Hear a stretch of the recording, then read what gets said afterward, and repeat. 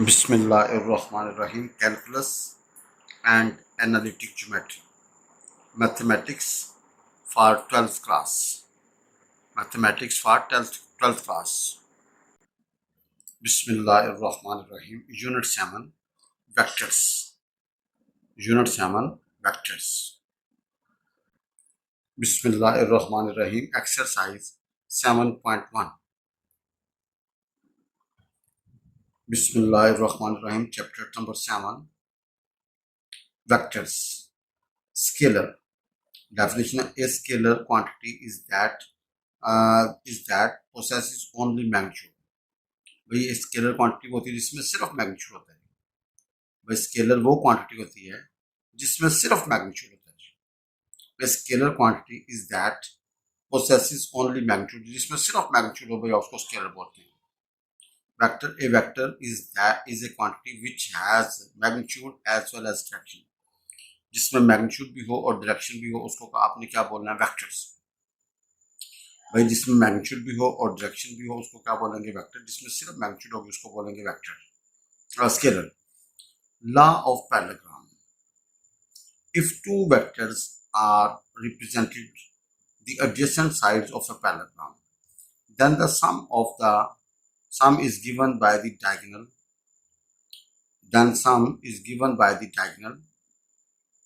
In parallelogram ABCD, AB जमा AD बराबर होगा AD जमा AD जमा AB इज इक्वल टू भाईजान AC। भाई AB जमा AD या AD प्लस AB बराबर होगा AC। तो भाई इसको क्या बोलते हैं जी? Vector. Law of parallelogram. Law of parallelogram हमारे पास है ABCD एक पैरेललोग्राम है। देखें ये AB एक साइड है, ये AD एक साइड है, ये इनका डायगोनल है, ये इनका क्या जी? डायगोनल। तो लॉ ऑफ पैरेललोग्राम कहते हैं जी, if two vectors are represented by the adjacent sides of parallelogram. भाई ये दो क्या adjacent sides, thus their sum is given by the diagonal। इनका सम किसके बराबर होगा? डायगोनल के बराबर होगा। तो लिहाजा AB जमा AD या AD जमा AB कर लीजिए तो भाई किसके बराबर होगा? AC के बराबर। तो this is called law of parallelogram. भाई जिसको क्या बोलते हैं? Law of parallelogram.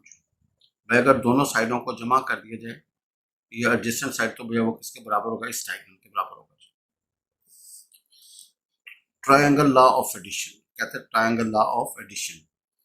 Triangle law of addition: if two vectors u and v are represented by the two sides AB and BC of a triangle such that the terminal point of u coincide with the terminal point of v, then the third side AC of the triangle given by the sum of the vectors u plus v, then given by u plus v। अभी repeat करता हूँ जिसको भाई, that is AB जमा BC बराबर होगा AC के बराबर। भाई AB जमा BC बराबर होगा AC के बराबर। तो लिहाजा AB की जगह पे यू पुट U और BC की जगह पे यू पुट V, तो AC की जगह पे you put U plus V।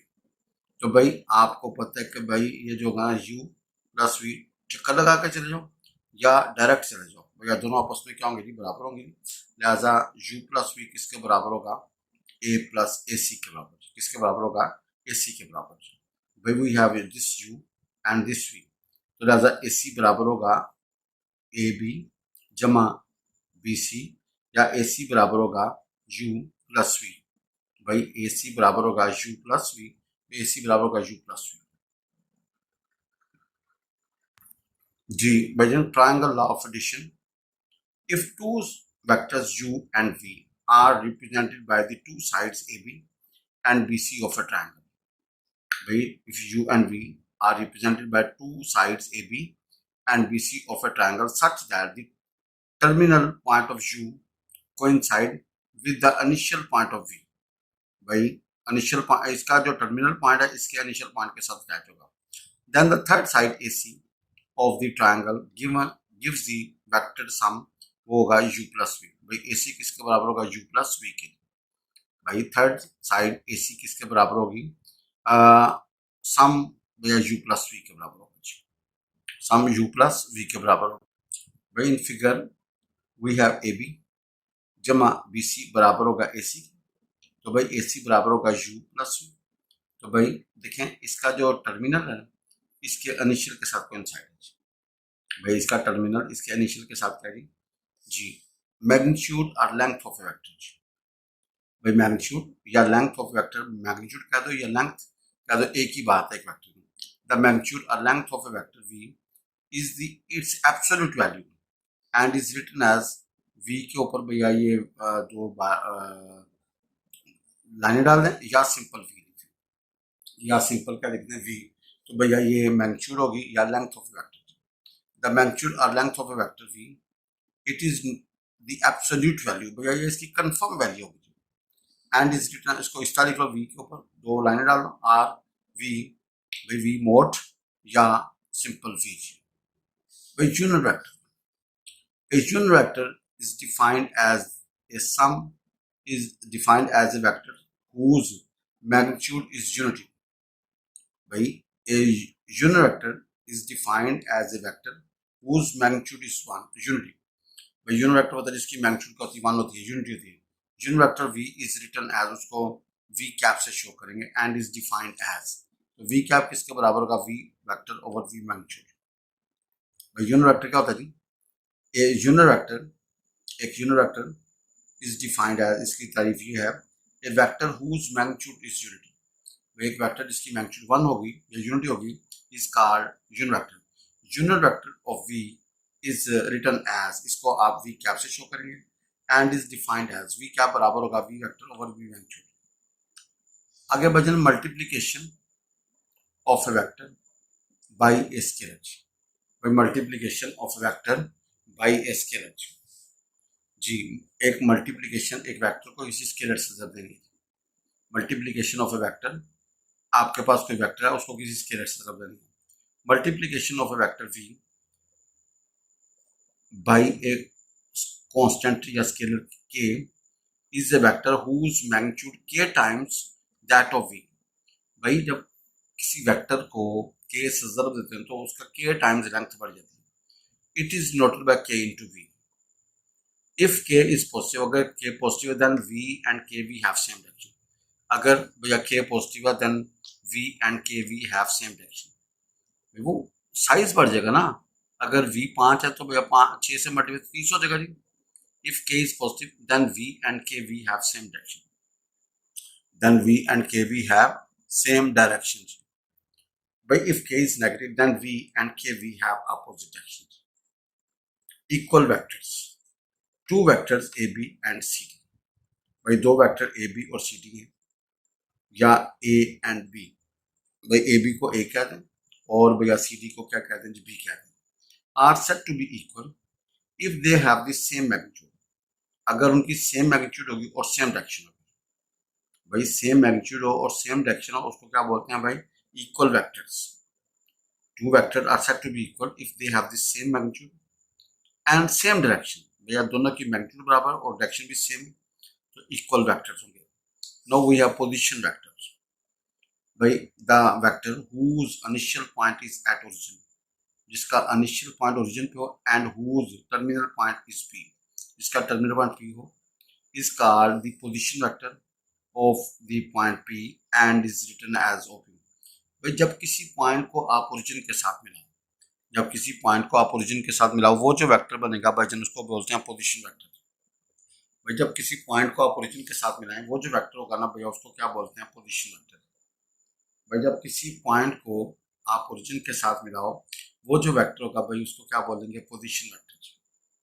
भाई जब किसी पॉइंट को आप ओरिजिन के साथ मिलाएं वो जो वेक्टर होगा उसको क्या बोलेंगे, पोजीशन वेक्टर। अब भैया representation of vector A B. भाई representation of vector A B को रिप्रेजेंट किस तरह करना है, the position vector of the points A and B relative to O are defined as. भाई ओ से ए जो है ना वो ए है और ओ से बी पोजीशन वेक्टर क्या बी। भाई representation of a vector A B को किस तरह लिखना है भाई, the position vector of the points A and B relative to the origin O are defined as. भाई ओ से ए क्या ए वेक्टर और ओ से बी क्या बी वेक्टर जी। भाईजान ओ से ए क्या ए वेक्टर और ओ से बी क्या बी वेक्टर जी। ओ से ए क्या ए वेक्टर और ओ से बी क्या बी वेक्टर जी। Representation of vector A B को किस तरह रिप्रेजेंट करना है जी। ओ से ए है, ओ से बी है रिस्पेक्टिवली।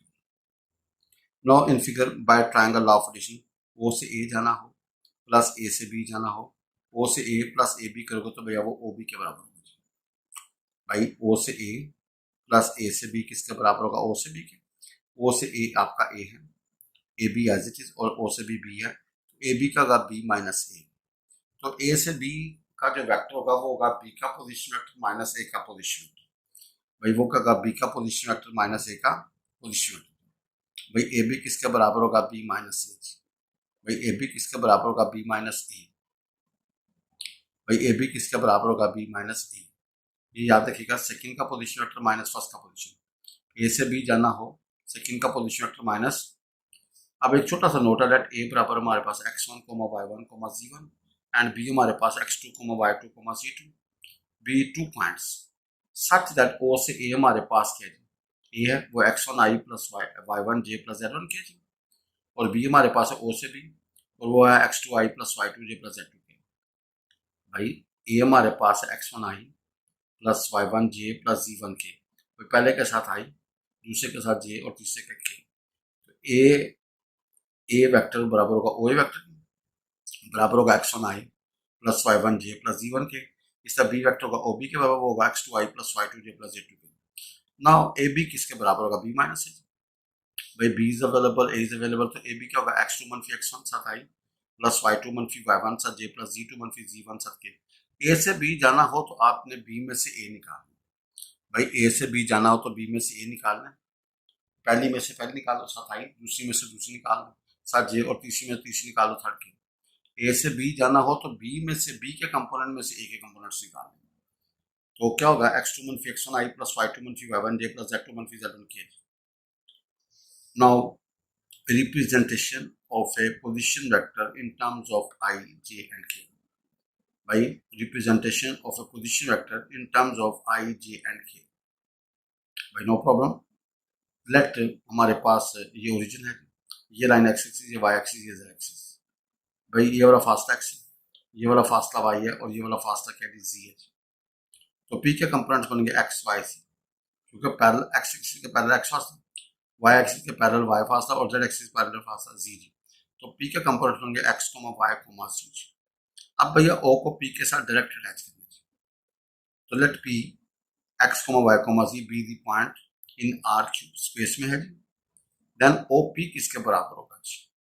ओ से पी जाना हो तो भाई क्या होगा ओ से ए जमा ए से एन जमा एन से पी जमा एन से पी। भाई ओ से पी जाना हो तो ओ से ए जमा ए से एन जमा एन से पी। भाई ओ से पी जाना हो तो क्या होगा ओ से ए जमा ए से एन जमा एन से पी। तो भाई ओ ए ओ पी बराबर होगा x i plus y j plus Z के। ये हमारा पास फासला एक्स है, तो अलोंग एक्स एक्सिस आई से शो करेंगे। ये पैरेलल टू वाई है तो भाई वाई जी आएगा, और ये पैरेलल टू जेड है तो जी की आएगा। ओपी बराबर होगा x i plus y j plus z के। भाई ओपी बराबर होगा x i plus y j plus Z जी के जी। नो भैया नोट बड़ा मशहूर है, एक वेक्टर ए है, इसको भजन x i plus y j plus z के लिखो। भाई x i plus y j plus z के लिख लो, या एक्स कोमा वाई कोमा जी के, वो बड़े बड़े ब्रैकेट। भाई अगर आई जे के फॉर्म में लिखना वो भी ठीक है, अगर कोमे की शक्ल में लिखना फिर आपको बड़े बड़े ब्रैकेट डालने पड़ेंगे। भाई magnitude of a vector, magnitude of a vector आप तो देखिए ओ से पी हमारे पास है एक्स आई प्लस वाई जे जमा सी के। भाई ओ से पी हमारे पास है x i plus y j plus z k. अब आप पिछली from right triangle O A N. भाई O A N O A N, आपको पता है ओ एन का स्केयर किसके बराबर होगा ओ ए का स्केयर जमा ए एन का स्केयर। भाई ओ एन का स्केयर किस मसला फिसागोरस हाइपोटेन्यूज के बराबर होगा perpendicular base square plus perpendicular square. तो भाई ओ एन का स्केयर किसका होगा ओ ए का स्केयर जमा ए एन का स्केयर, ये होगा एक्स के जमा y square. Now also from right angle triangle O N P. भाई ये हमारे पास जी, आप पिछली फिगर से देखें ना भाई, तो ये आप देखें ओ पी का स्केयर किसका होगा, ओ एन का स्केयर जमा एन पी का स्केयर, तो ये हमारे पास निकला होगा एक्स के जमा वाई स्केयर, ये हमारे पास जी का स्केयर। तो मैग्नीट्यूड लेंगे तो भैया वो जब जजर लेंगे तो क्या होगा, ओ पी बराबर होगा x square plus y square जमा जी स्केयर का जजर is called the magnitude of a vector O P x i plus y जमा जी के।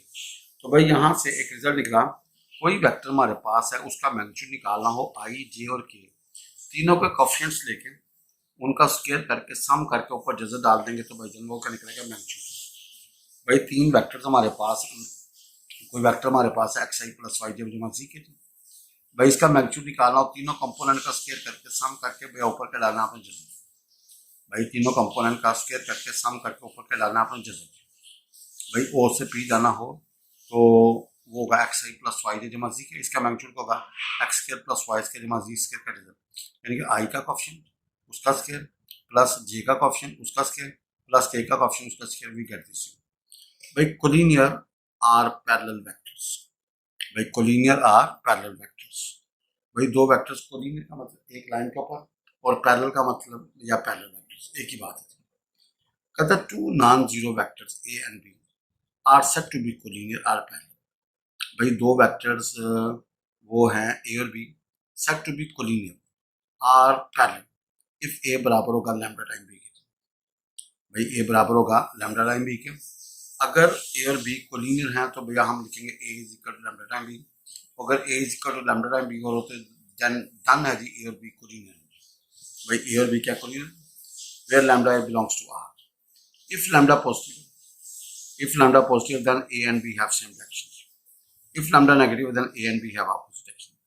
अगर भैया lambda positive है they have the same direction, if lambda negative है they have opposite direction। भाई अगर दो वेक्टर्स कोलिनियर हो a और b तो भैया we can write a is equal to lambda time b या b is equal to lambda time b, और lambda is belongs to r कोई रियल नंबर होगा। if lambda positive होगा then a and b have same direction, अगर lambda negative होगा then a and b have opposite direction।